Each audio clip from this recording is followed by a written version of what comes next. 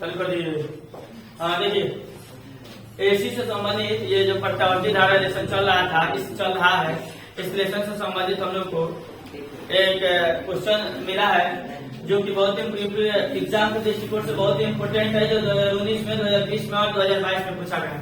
और हमारे SP board में ये फिक्स है कि ये ऐसा प्रत्यावर्ती धारा परिपथ जिसमें प्रेरकत्व भी जुड़ा हो, प्रतिरोध भी जुड़ा हो और ये कैपेसिटर भी जुड़ा हो, इसको कहते हैं एलसीआर सर्किट। इस पे एक न्यूमेरिकल आना फिक्स है, 100% फिक्स है।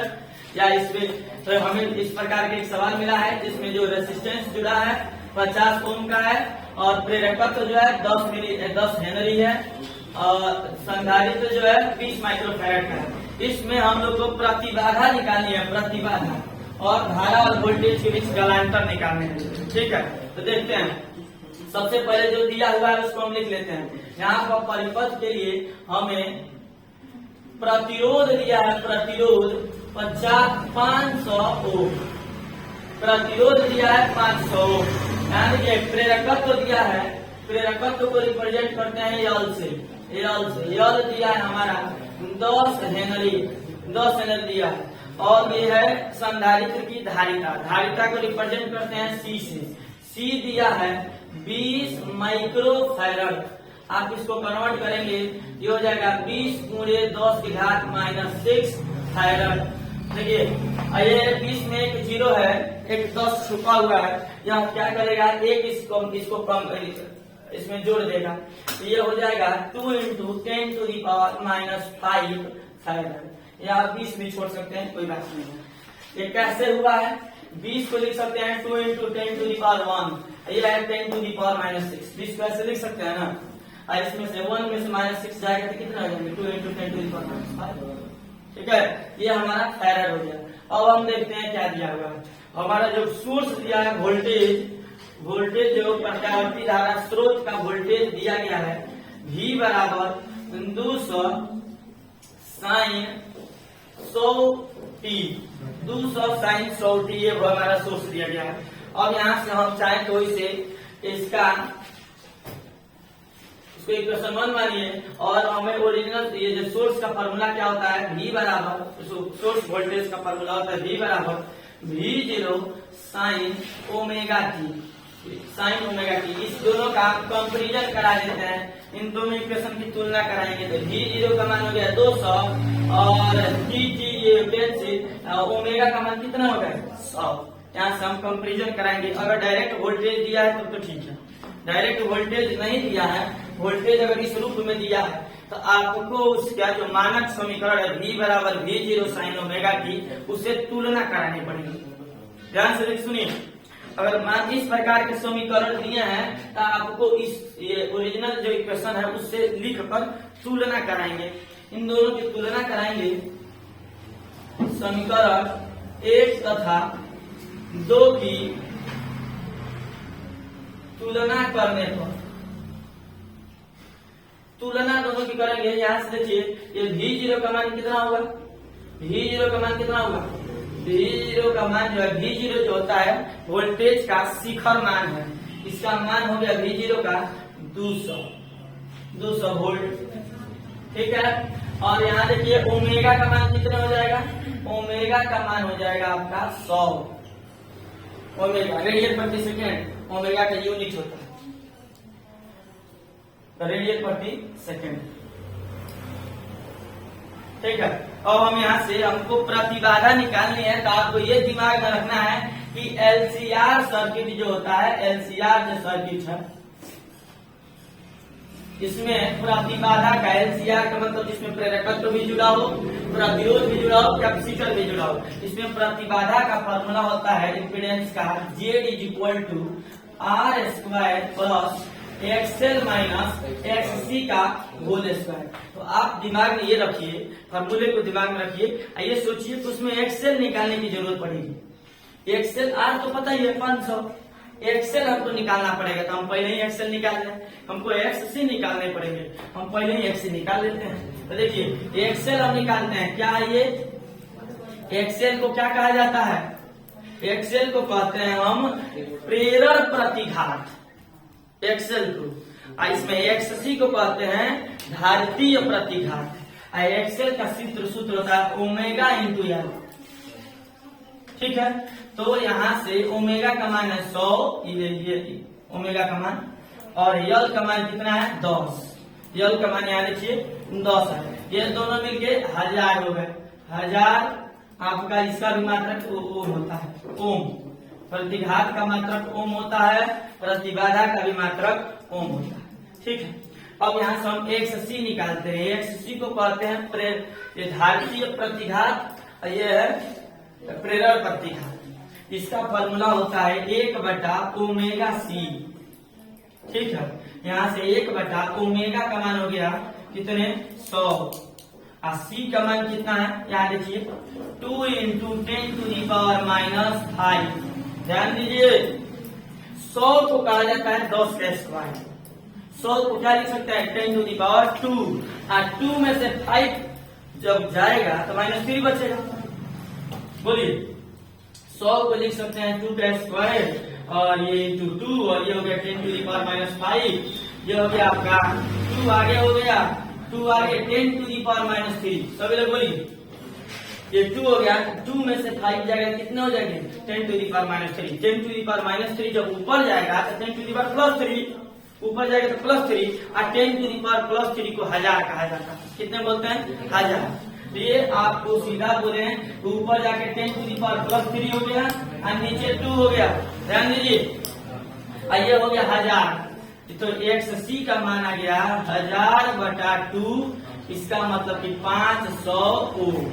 ध्यान दीजिए, एक्सेल का मान आ गया 1000 ओम, एक्ससी का मान आ गया 500 ओम। बहुत ही आसान है। ये एक्सेल बराबर होता है ओमेगा इंटू एल, एक्ससी बराबर होता है 1/ओमेगा-सी। केवल आप लोग को उससे संबंधित सभी डिफिनेशन को या सभी सूत्र को याद रखना है। ठीक है, अब यहाँ से हम प्रतिबाधा का सूत्र लिखेंगे। प्रतिबाधा का, यहाँ से हम प्रतिबाधा का सूत्र लिखेंगे। तब तक आप चलिए, ये यहाँ से हम लोग ने एक्सेल निकाली, एक्सी निकाल लिया। इसको इसलिए निकालना पड़ा क्योंकि हम इम्पीडेंस जब निकालेंगे प्रतिबाधा, उसमें एक्सेल और एक्सी की जरूरत पड़ेगी।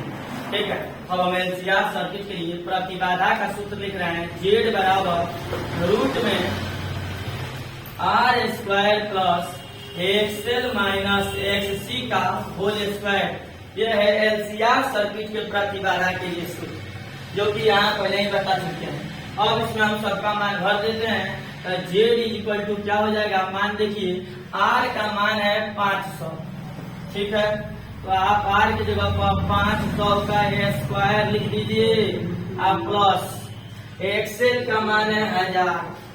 एक्सेल का मान कितने हैं, एक्सेल का मान है 1000, तो 1000 भर देते हैं, और एक्सी का मान है 500 का होल स्क्वायर। एक्सी का मान है 500, 1000 में से 500 जाएगा तो 500 बचेगा। इसका मतलब आ गया 500 आ गया हमारा 500 का स्क्वायर प्लस 500 का स्क्वायर। ध्यान दीजिए 500 का स्क्वायर, 1000 में से 500 घटेगा तो 500 का स्क्वायर। अभी बताए हैं, नहीं भी जानते पता, 1 500 का स्क्वायर, 1 500 का स्क्वायर कितने हो जाएंगे 2। अरे आप लोग पढ़े होंगे ऐसे, x square plus x square कितने हो जाते हैं 2x²। समझिए एक्स स्क्वायर है, तो ये क्या हो जाएगा, ये आपका हो जाएगा 2 × x का स्क्वायर। ये एक्स समझिए, एक्स स्क्वायर कितने हो जाते हैं 2x²। इसको अगर x समझ रहे हैं तो x का स्क्वायर क्या हो जाएगा 2x²। यहाँ से 500 का ऊपर वर्ग है तो रूट कैंसिल हो जाएगा, 500 बाहर हो जाएगा, 2 छूट जाएगा। यानी कि इम्पीडेंस का सूत्र हो गया 500√2 ओम। ये हमारा हो गया इस एलसीआर सर्किट के प्रतिबाधा जो हम लोग को निकालना था, इसका हो गया। अब हमको इन दोनों के बीच का कालांतर निकालना है। अब हमें इन दोनों के बीच के कालांतर निकालने हैं। वीडियो को रोकिए, जल्दी इसको नोट करें, हम कालांतर देखते हैं। एलसीआर सर्किट में कलांतर का सूत्र देखते हैं। कलांतर मतलब होता है धारा और जो प्रत्यावर्ती धारा और वोल्टेज है उसके बीच में कितने एंगल का डिफरेंस है। ठीक है, तो एलसीआर सर्किट में कलांतर का सूत्र होता है tan phi is equal to XL minus XC upon R। ये कलांतर का फॉर्मूला है एलसीआर सर्किट में। ठीक है, आप मान भर दीजिए tan phi is equal to XL का मान है 1000 और XC का मान है 500 और R का भी मान है 500। आप बोलिए कितना आएगा। tan phi is equal to 1000 में से 500 घटा दीजिए तो बच गए 500 और नीचे भी बच गए 500, पूरा कट गया। tan phi is equal to हो गया 1। tan phi is equal to जो 1 हुआ है ये tan 45 का मान है। ठीक है, ये यहाँ से phi बराबर हो जाएगा 45 डिग्री। इसको आप रेडियन में कन्वर्ट करते हैं तो ये होता है π/4। इसका ये मतलब हो गया कि धारा और वोल्टेज के बीच का कालांतर क्या है। धारा और वोल्टेज के बीच का कालांतर π/4 है। यहाँ देखिए हम बोले थे एलसीआर सर्किट में अगर ये करंट है तो प्रतिरोध के चलते वोल्टेज इधर ही होता है। प्रतिरोध के चलते वोल्टेज जो होगा इधर होगा। इम्पीडेंस के चलते जो ये इम्पीडेंस का है वो जो प्रेरकत्व के चलते वोल्टेज होगा वो अग्रगामी होगा और इसके चलते जो वोल्टेज होगा वो पश्चगामी होगा। ठीक है, यहाँ से आप ये बताइए कौन ज्यादा है। यहाँ देखिए ध्यान से, ये पहले बात की प्लस में आंसर आया है, प्लस में एंगल आया है। इसका मतलब जो रिजल्टेंट वोल्टेज है वो अग्रगामी हुआ है। 45 डिग्री क्या है, अग्रगामी है। अग्रगामी है इसका मतलब VL बड़ा है। अगर इन दोनों का जो रिजल्टेंट वोल्टेज होता है या जो आपका कलांतर अगर पॉजिटिव आते हैं इसका मतलब है कि VL अधिक है और रिजल्टेंट इसलिए अग्रगामी हुआ है। अब VL कम होगा ये अधिक होगा तो रिजल्टेंट जो होगा पश्चगामी होगा। यहाँ पर ये निष्कर्ष निकल रहा है कि VL इज ग्रेटर। यहाँ से पहला बात निष्कर्ष निकला कि XL is greater than XC, इसीलिए VL is greater than VC। तो यहाँ से हम लिख सकते हैं कि यहाँ प्रत्यावर्ती वोल्टेज धारा से 45 डिग्री अग्रगामी है। फाइनल आंसर यही लिख सकते हैं कि यहाँ प्रत्यावर्ती वोल्टेज जो वोल्टेज है वोल्टेज धारा से π/4 अग्रगामी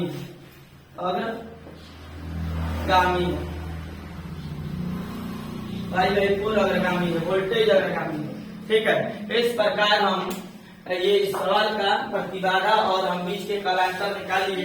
इससे आप अगर बार प्रैक्टिस करते हैं तो आप इसे बहुत जल्दी से कर सकते हैं। आप किसी में एक और सवाल ले लीजिए, इसको प्रैक्टिस करने के लिए हम यहाँ दे देते हैं। देखिए एक और सवाल देते हैं 2022 में जो 2023 में आया हुआ है। एक सवाल है 2022 और 23 में आया हुआ है। देखिए जो प्रेरकत्व तो जुड़ा गया है 10 ओम है, ये तो ठीक है। इसके बाद जो इसमें देखिए सवाल तो सेम टू सेम है जो 2022 और 23 में पूछा गया है। देखिए दूसरा एक जो सवाल ले रहे हैं, ये तो पहला था, दूसरा लिख लीजिए जो 2022 और 23 में आपका सवाल पूछा है।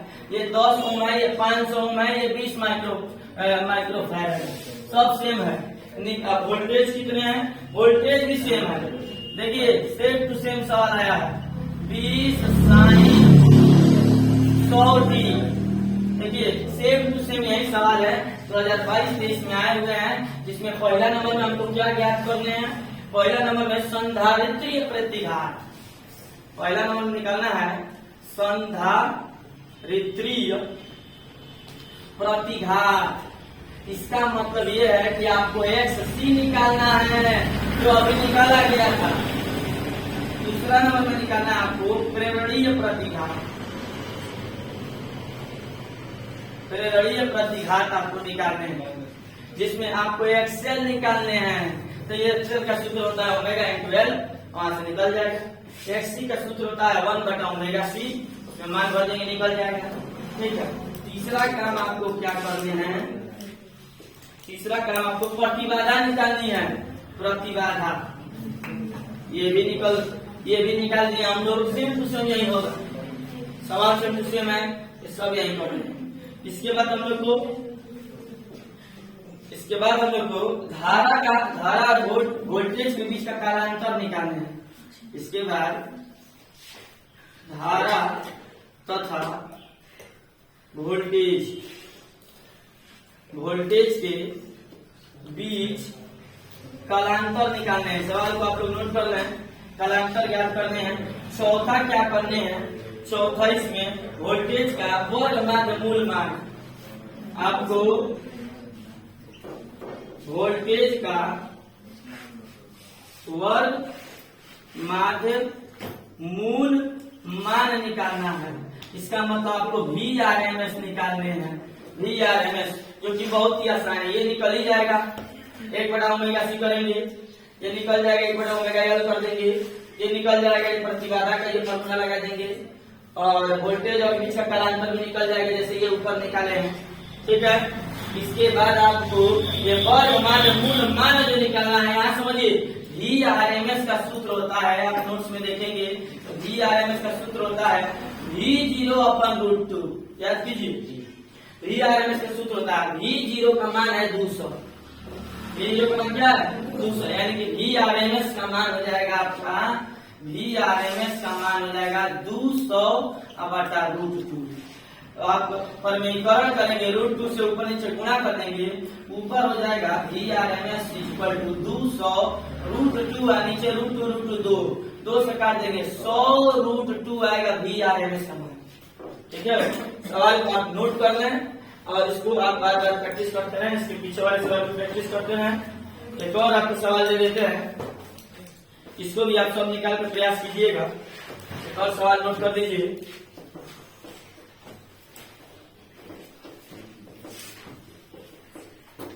एक LCR सर्किट है जिसमें तीनों जुड़े हुए हैं। LCR सर्किट है जिसमें प्रेरकत्व भी जुड़ा हुआ है, प्रतिरोध भी जुड़ा हुआ है और कैपेसिटर भी जुड़ा हुआ है। ठीक है, ये इलेक्ट्रिकल ये AC सोर्स हो गया। प्रेरकत्व का मान है, देखिए एक सवाल क्या दिया है कि वोल्टेज जो दिया है V बराबर, वोल्टेज दिया है 200 cos 50πt। ठीक है, आप इसको कंपैरिजन कराएंगे, यहाँ से आप V0 निकाल लीजिएगा, आप यहाँ से फ्रीक्वेंसी निकाल लीजिएगा। इसको तुलना कराकर, तुलना किसे कराएंगे, V बराबर V0 cos 2πt 2πt × t, इसे कंपैरिजन करा लीजिए। नहीं तो इसी से कंपैरिजन करा लीजिए ओमेगा टी से, यहाँ से ओमेगा टी का मान आ जाएगा 50π। ठीक है, आपको निकाल, और क्या दिया है, और दिया है इसका 400 ओम, इसका दिया है ये प्रतिरोध का दिया है 400 ओम। ठीक है, आगे देखिए, इसका वोल्टेज दिया है, प्रेरकत्व का वोल्टेज दिया है 180 वोल्ट, 180 वोल्ट इसका दिया है और इसका भी दिया है 180 वोल्ट, 180 वोल्ट ये आपको दिया हुआ है। आपको इसको बताने हैं प्रतिरोध का विभव बताने हैं। इस सवाल में प्रतिरोध का विभव बताने हैं, प्रतिरोध का विभव उससे नोट कर लीजिए। दूसरा आपको इसमें बतानी है, दूसरा इसमें आपको बतानी है परिपथ में धारा का मान बताने हैं। धारा, इस पूरे सर्किट में कितना धारा प्रवाहित हो रहा है ये आपको बताने हैं, और बीच के कालांतर बता देना है आपको। कालांतर, धारा और प्रतिरोध के बीच का कालांतर बताना है। 3 चीज आपको इसमें निकालने हैं। ठीक है, जैसे बताया गया उसी में आप प्रैक्टिस करेंगे और उसके आधार पर उन्हीं सभी फॉर्मूले को आप लगाकर आइए सबको सॉल्व करेंगे। ठीक है, चलिए।